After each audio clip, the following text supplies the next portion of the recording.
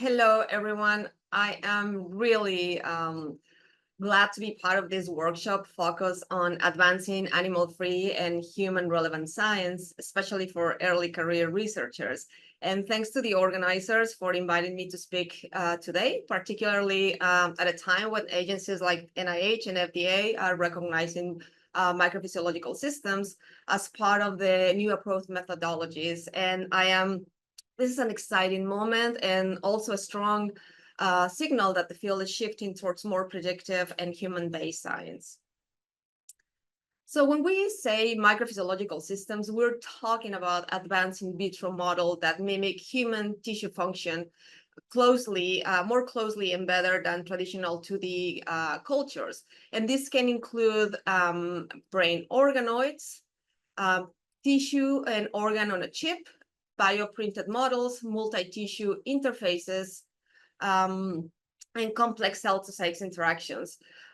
They also include bioprinting, and what sets them apart is really their ability to recreate physiological features like flow via microfluidics and also mechanical forces using extracellular matrices, for example.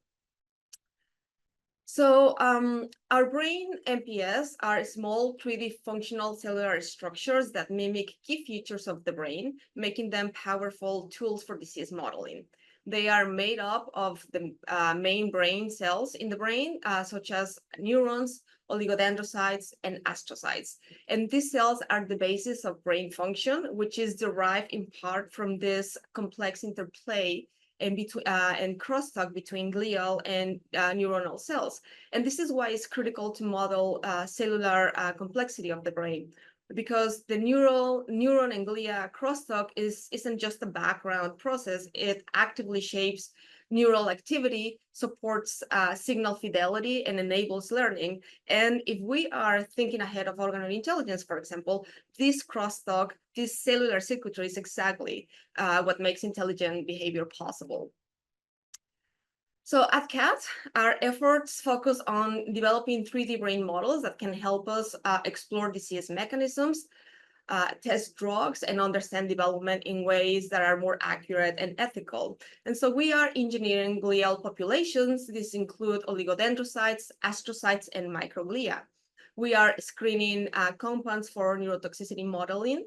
We are modeling disease across sex and genetic backgrounds. And we are incorporating 3D printed synthetic vasculature and even integrating artificial intelligence to study how the brain learns. So now let's dive into cellular complexity.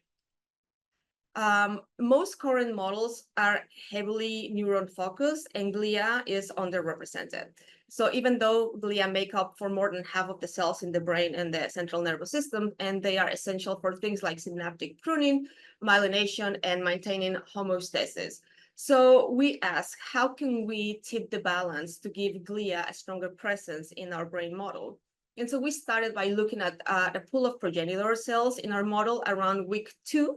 And so we developed this specialized media that we call GEM, for glia enrichment media, to direct this pool of neuroprogenitors towards glial lineages, specifically oligodendrocytes and astrocytes.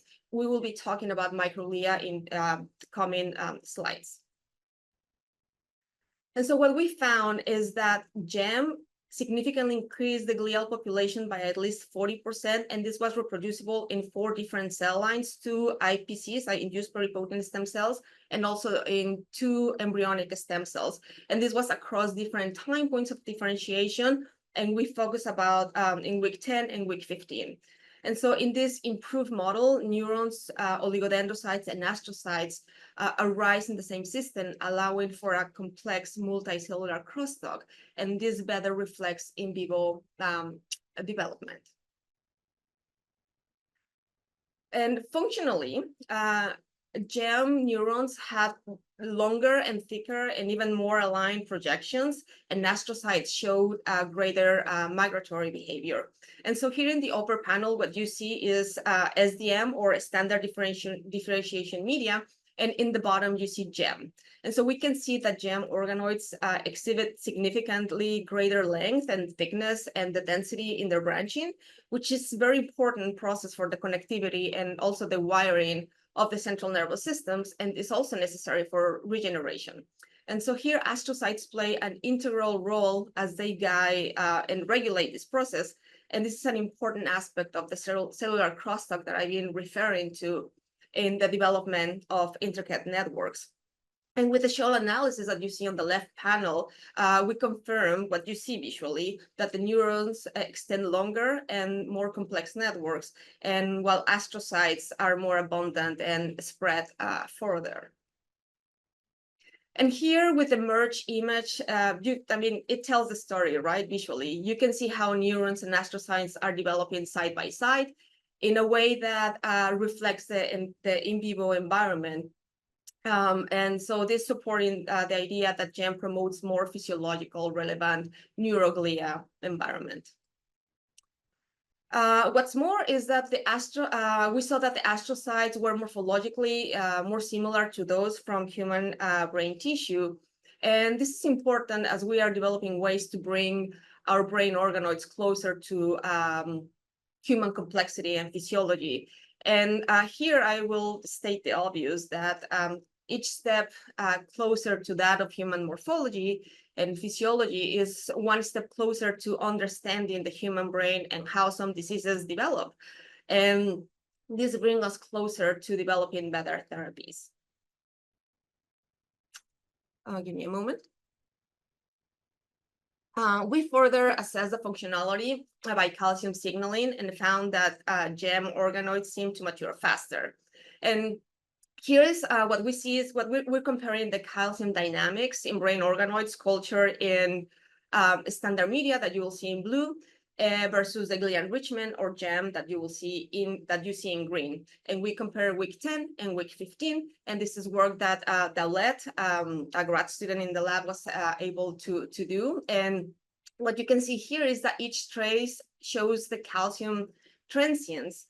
And what this reflects the neural firing patterns across the network. And we can observe the organoids culture in GEM display more frequent and more robust calcium bursts, especially at week 15. And I want to bring your attention here in the upper panel, GEM at week 10, versus the middle panel of standard differentiation media at week 15. And you can see how there is this similarity in the patterns and in the calcium dynamics. And so in panel D, we're showing the intensity and magnitude of the calcium signal. And in panel E, what you see is that we're showing the frequency or timing of these calcium oscillations. So taken together, we are looking at how much and how fast these calcium signals are happening across time points of differentiation and media conditions. And what we found is that significant increase in burst frequency and overall activity in the glial enrichment condition, especially at week 10. What we found is that in week 15, we see a decrease in this activity. Perhaps this is due to an increase in the maturity, but we need to do further research to understand this plateau. Okay, now let's dive into the DNT testing. Our human brain MPS is great for developmental neurotoxicity testing because it captures all the key developmental processes, such as proliferation, apoptosis, differentiation, migration, synaptogenesis, neural outgrowth, myelination, and the neuronal network formation. And so this makes it highly versatile for a human relevant model for evaluating chemical impacts across multiple stages of brain development. And so in addition to achieving the standardization in terms of size and cellular composition across this brain MPS, we have incorporated molecular tools, specifically CRISPR-Cas9, to generate a suite of fluorescent reporters And these reporters target key cell types and functional markers such as astrocytes, neurons, oligodendrocytes, and synaptogenesis. And this is what in Cal we call the mini rainbow system, and allow us to distinguish and track, as I mentioned, astrocytes, neurons, oligodendrocytes, and synaptogenesis in real time. And this also allows us to do high content imaging and toxicant screening, and with emphasis in phenotype. And so these reporters, and as I mentioned, enable high content imaging workflows that support phenotypic and functional analysis. And this is an example of how oligodendrocytes endogenously fluorescent in green for PLP, and co-stain with MBP in red. Both PLP and MBP are markers for oligodendrogenesis. And this is also an example of how we can use this system to study demyelination diseases and agents directly in live cultures. And so what you see here on the left panel is the demyelinated agent that destroys oligodendrocytes. On the right side of your screen, you see control and this demyelinated agent. And what you see, firstly, is that you don't see a great difference in terms of the mean intensity of PLP in green. Both control and LPC look highly myelinated, but it is only when you go into detail to see the phenotypic, the cellular phenotype, that you see that the demyelinated agent is destroying the myelin. And you wouldn't be able to see this if you don't go into detail specifically to test for the phenotype and the impact of these agents at the cellular level. So by integrating this molecular label strategy with high throughput imaging, this system supports the toxicant screening. It addresses the criteria outlined by regulatory bodies for in vitro systems and for human relevant neurotoxicity assessment, such as new approach methodologies. Okay, now I want to go into, so as we move from developmental neurotoxicity testing into modeling complex neurodevelopmental disorders like autism, it is important to consider three key pillars. This is the cellular complexity. Here is where another type of glial cells like microglia, which is the brain resident immune cell, and the disease relevance and the gene-environment interaction is really important to model this type of diseases. And so autism sits at this intersection of all of these three, and it is a condition shaped by diverse by a diverse cellular types, as we mentioned. It is also shaped by genetic susceptibility, and is also shaped by environmental exposures. So by integrating these elements into our brain organoid models, we can begin to understand how specific risk factors contribute to neurodevelopmental disruptions. And so let's take a look at how we are applying this framework to study autism. And so as we know, autism is a growing public health concern, and it has a prevalence rising over 300% over the last 2 decades. And while some cases are linked to known genetic mutations, most are idiopathic, and this suggests that, that there is a complex interplay between genetics, environment, and inflammation. And the microglia model, or the brain microglia microphysiological systems, is led by Alex Rittenhouse, a grad student here at CAAT. And this is a system that derives from IPCs, induced pluripotent stem cells. And this is a functional system. It's electrically active. It has a long-term microglia survival. And it has obviously improved human relevance to study neuroinflammation and disease modeling.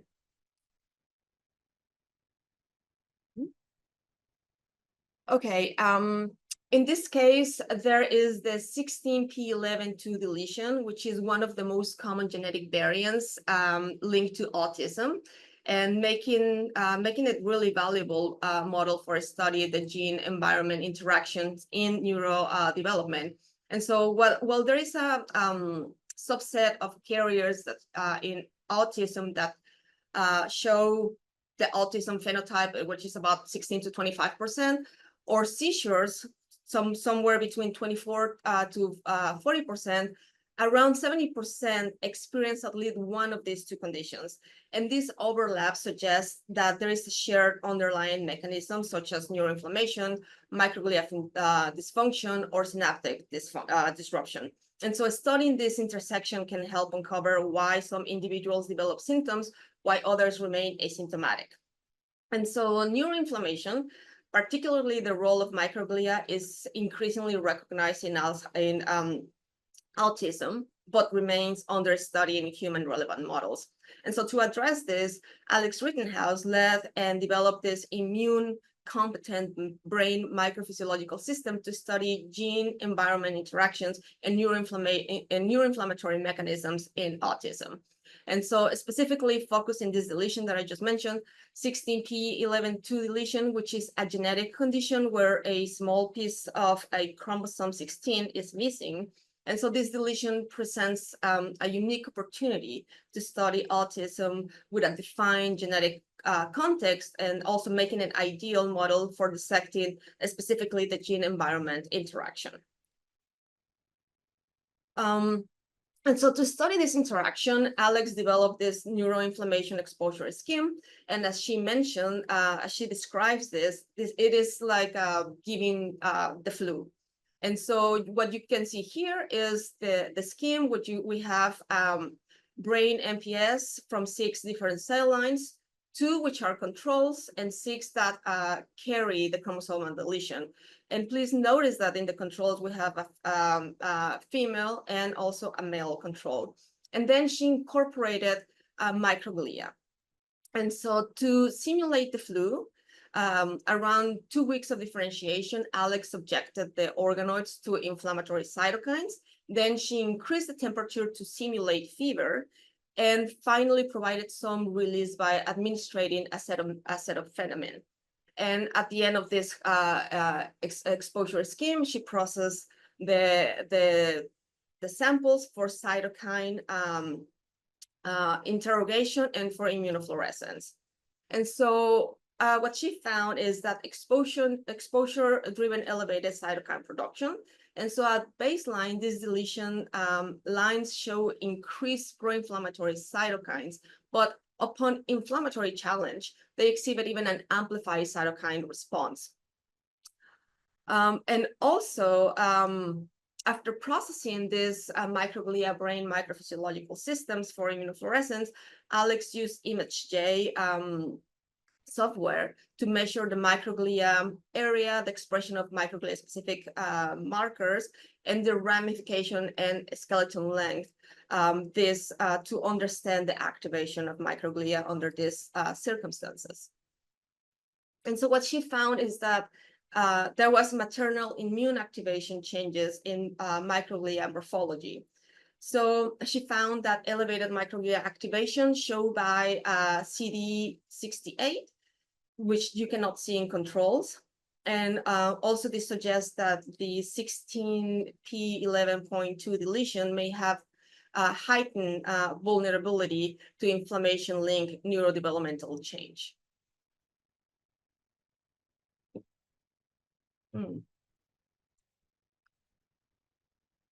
Okay, then let's move to the next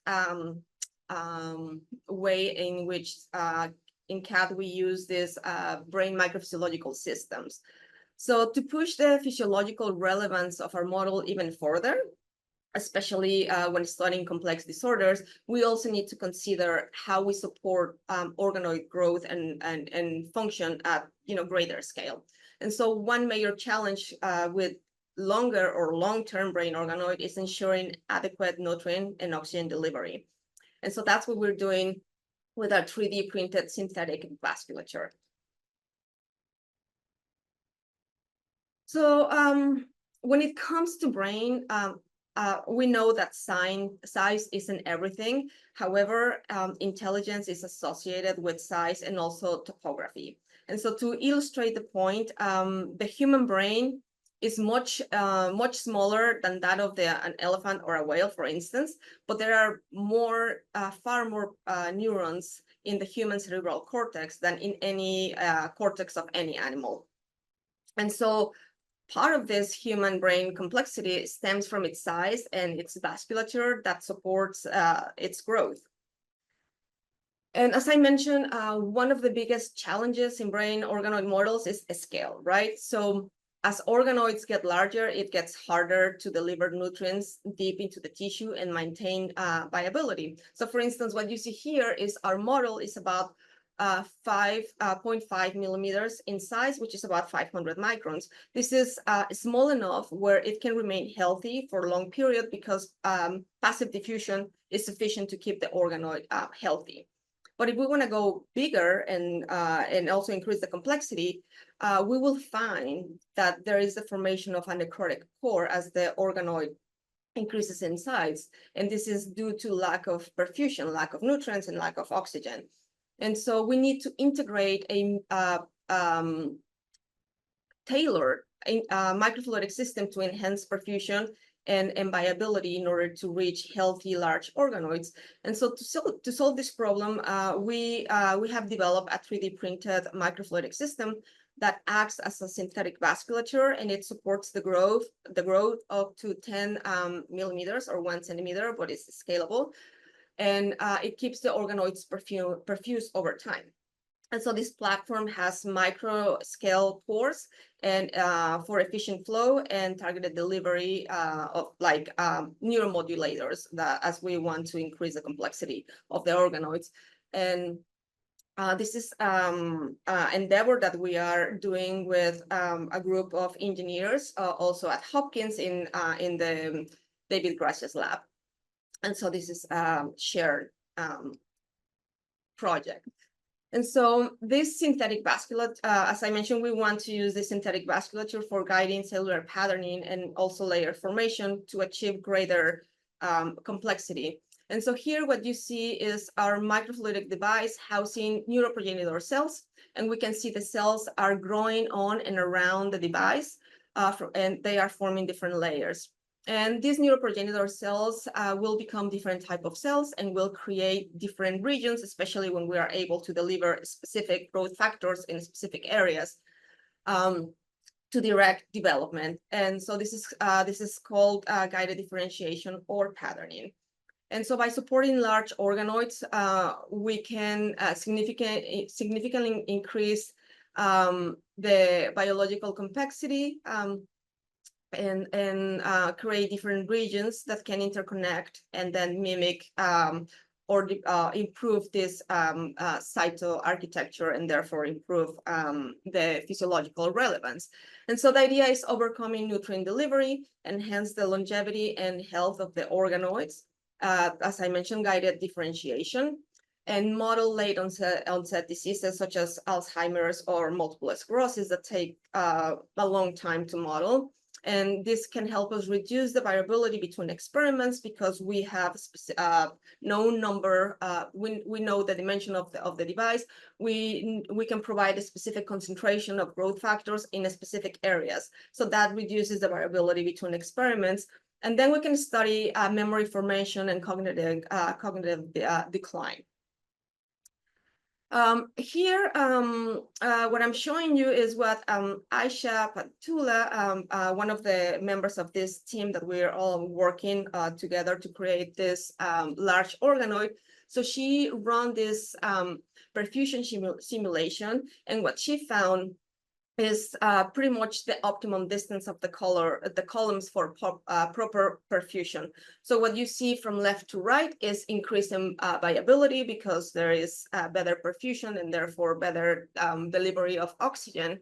And so in the blue areas, you see less perfusion, and in the red areas, you see greater perfusion. And what she found in the simulation is something that we see on a regular basis in the lab, that is that 500 microns is the optimum distance between columns to provide proper perfusion. And so that's what we see in our regular organoids, about that size.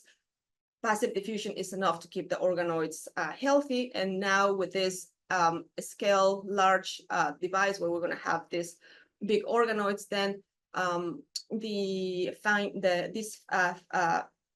results align well with everyday science. So here what you see is an exploded schematic of the 3D printed microfluidic device or bioreactor. And what you can see here is the chamber where we seed the cells or the organoids.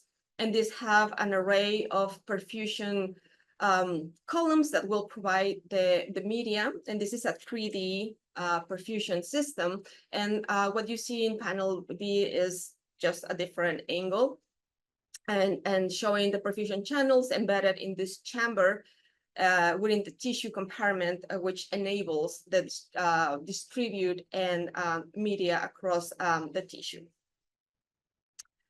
And here what I'm showing you is the device housing. This is what we have at this point we have reached. This is the largest size that we have reached in perfusing organoids. And this is about 2-3 weeks of 100% perfusion of this tissue. And just want to remind you that this is 1 centimeter in diameter.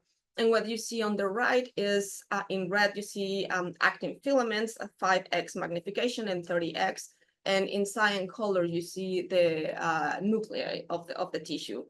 And below, what I'm showing you is the map 2 staining, showing you this tissue growing in between the columns and growing also around the columns. This is something important because when we developed this system, we wanted the columns to serve as a scaffold so the cells could migrate on these scaffolds. And this is what you see here, tissue growing happy in between columns and connecting with each other.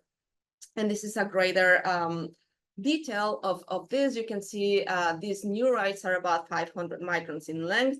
You see this tile reconstruction. Oh, excuse me.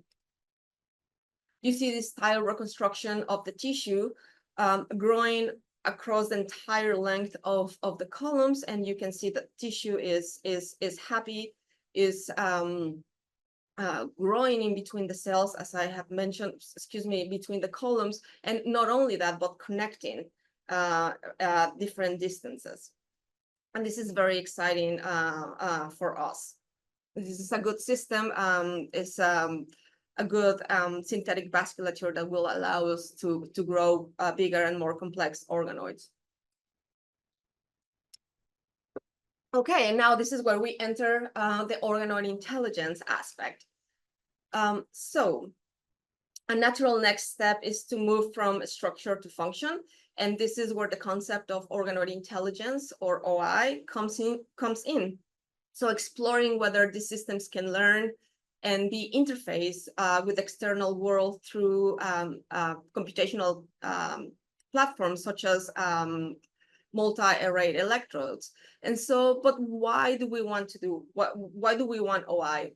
And so here are some of the reasons.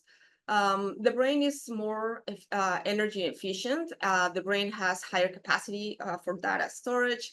The brain is continuously learning, and it even though the computer is faster in simple tasks, our brain is faster in complex tasks. And so the computer can perform tasks sequentially, but our brain is capable of sequential and parallel process. So computer is also more accessible for us to compute, but we need accessible brain-like biological computing for the reasons that I just mentioned. And so we can we can study the physiology of learning. We can do talks and drug development, brain-machine interfaces, and biological computing. And in 2022, at CAAT, we spearheaded an international workshop and introduce and establish the foundations of organoid intelligence as a novel scientific discipline. And we brought together 15 experts from different fields, that neuroscience, ethics, big data, bioengineering, and to lay the ground for the field. And Lena Smirnova led the roadmap to achieving organoid intelligence in the next decade. And if you want to be part of this growing community, please scan the QR code and join us. Okay, so how do we measure brain organoid function and learning ability? So in the brain organoids, learning involves responding in a certain way to patterns of electrical, chemical, or optical stimulation. For example, changes in the connectivity between cells or changes in the electrical activity. And so these are two factors that affect memory formation and also learning. And so this is research that led a grad student in the lab, along with Eric Johnson from APL, and also a big team in APL are conducting. And so the idea is to understand how this stimuli going through the organoid actually ends in an output. And so what I'm going to be showing you is how our regular size organoids are already training to play Pong. And so one of the first learning tasks that could be as simple as a computer game such as Pong. And in the video that I'm going to show you is actually the results of this learning that you're going to see is quite exciting. So here's the video, and this is something called reinforcement learning, and it's pretty much teaching the brain microphysiological system to overcome obstacles. And so in this open loop environment for reservoir learning, so for instance, this means that the brain model receives input signals, but its responses do not affect the environment. It's like watching a movie. Your brain reacts, but the movie keeps playing in the same way no matter what. And so for the closed loop environment for reinforcement learning, in this case, the brain model both receives inputs and also sends an output that changes the environment. And so just like a video game where your actions actually change what happens next, the organoid learns feedback. And so this improves its responses based on the outcomes.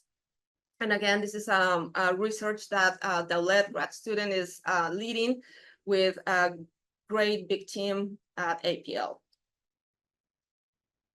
And next, so what's also very important is that all of these concepts of organoid intelligence can be applied to study dementia. So with patient-derived brain organoids, we can study functional and structural differences and how these differences actually impact the circuitry.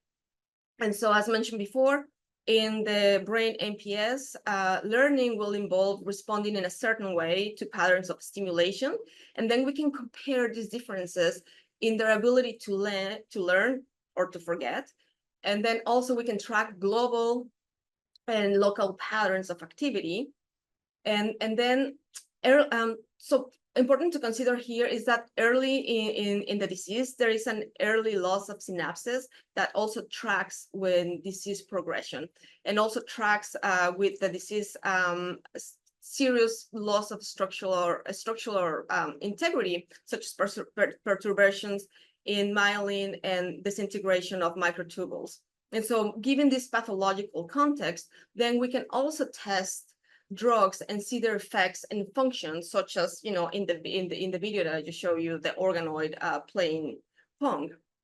And also this, for instance, Alzheimer's, dementia, OI principles also are applicable to several neurodegenerative diseases, such as multiple sclerosis or Parkinson's, as they share common mechanisms of neurodegeneration. And so OI is not only applicable to understand how the brain learns and the cognitive aspects of the human brain, but also very useful and has a great potential to understand dementia and their mechanisms. Okay, so I have shown you just a portion of the robust research conducted at CAAT. And the take-home message of all of this that I have shown you is that using microphysiological systems, you can produce robust, rigorous, and impactful science. That microphysiological systems are powerful tools that allow us to do animal-free and human relevant research in an ethical and humane manner, and that the research opportunities are vast. And so while we are in the field, we are really taking strides in advancing the microphysiological systems field, there is so much room for improvement and for even further advance these tools to even do greater and more impactful research. And also the time could not be better. With the recognition of MPS and NAMs by regulatory agencies, the time is now.